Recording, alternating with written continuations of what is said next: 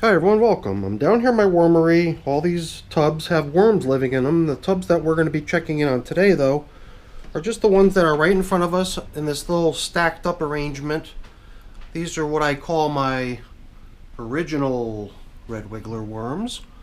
A couple bins that were populated in such a way that I took special care to take everyone's estimates and then even fine-tune those estimates with a couple manually counted worms to level off the estimated worm count in each bin to be 2,298 per bin, so effectively 2,300 worms per bin. And it's been 10 days since we last fed them, although I don't think it was that big of a meal, and what I got for them isn't so big again today, but it did seem like after 10 days we could probably give them some more. So we're going to get them up on the bench. I'll grab a glove and we're going to get to work. So I made reference to what they were getting earlier. This is just the leftovers of having made a salad, the ends of tomatoes, the peels off of cucumbers, the end of the actual head of lettuce itself. So it's not a huge meal for the wormies, but I guess it's better than nothing. So since there's only one butt end of head of lettuce, I'm wondering if maybe one of the bins can get in a couple extra tomato chunks just to keep the overall volume of food fed to each system kind of equal. So we'll get back to giving them this stuff in a moment. We've also got some coffee filters here. Those are what I usually use to mark where we last fed. My traditional feeding zone indicators.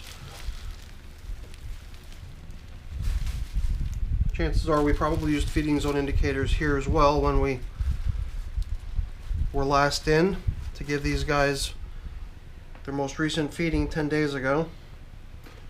So there we go. There's our feeding zone indicator. It's always sort of a crapshoot as to whether the worms are going to have found something around it or on it to be so interesting that they would just nibble away on it, or is it just going to sort of survive pretty good. Kind of like those top papers too. Those top papers are really surviving too, which is fine. I mean, we are actually prepared to substitute these two pieces of paper here for replacements since we've got more coffee coming in today. So perhaps, if I don't forget, we're gonna have to put these back down into the bin, but a little sooner than at the end. We'll put them down into the feeding area, supplementary bedding.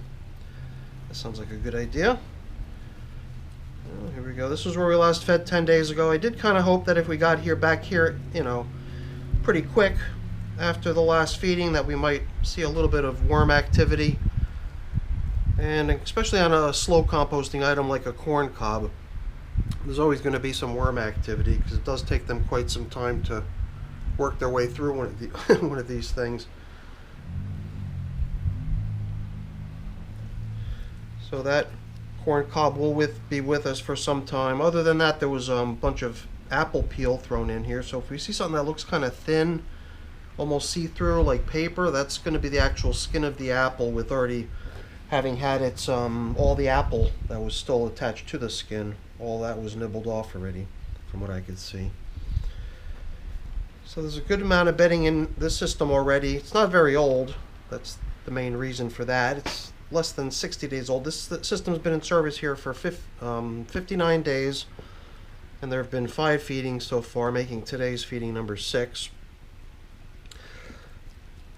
And before we forget, now would be a good time just to grab one of these coffee filters and drop it down into the feeding zone to help us remember that it's going to get a little upgrade today by being bedding for the feeding. But before we start bringing in the food, let's prepare the other system as well. We should find fairly common things when we're running 2 systems this way.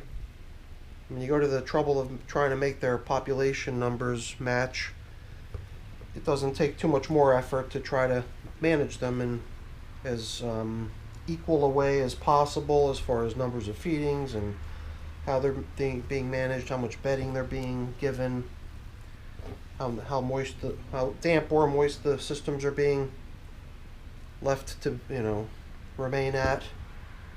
The stuff does crumble, but it all has a really nice moisture content to it. If it was really, really overly wet, it would start getting very muddy and sticking to my gloves and just not even sticking to itself, just not releasing when it when it should all break under its own weight pretty readily. So none of the stuff should really clump together into big masses of itself. And I think we're at a pretty nice level here as far as moisture goes.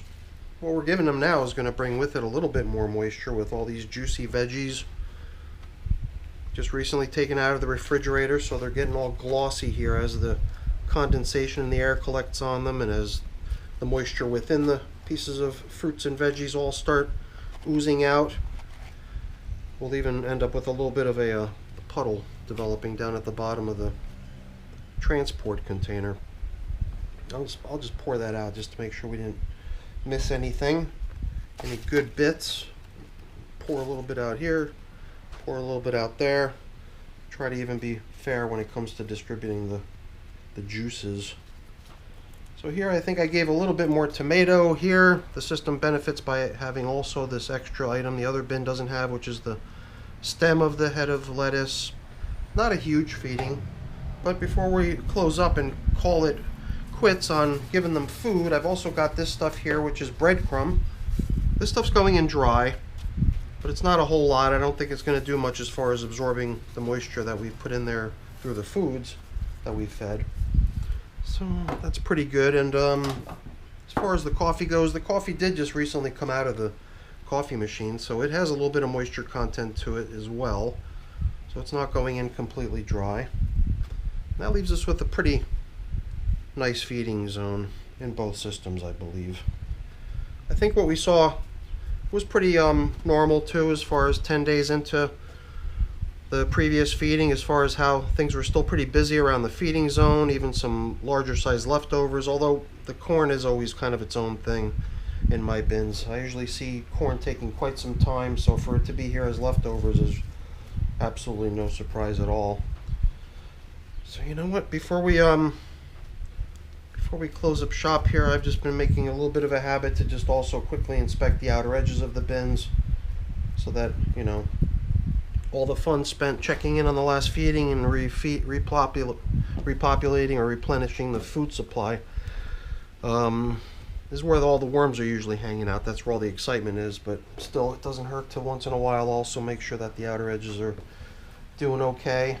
Sometimes that's where you'll start to see early signs of possible too much moisture, too much dryness, whatever. I guess in this case, I think we're in pretty good shape as far as protection from drying with the bubble wrap coverings. So before we can restore the top coverings, we'll just do a quick till through the back edge over here too. Everything feels nice and loose and crumbly, cool to the touch because of its moisture content. Kind of makes me wonder if the worms might actually favor a somewhat damper environment. Maybe the next time we feed a bin like this, maybe we can, if we don't forget, bring them something that's a little bit even juicier than what they're getting today. Stuff like watermelon or pumpkin bits or something like that.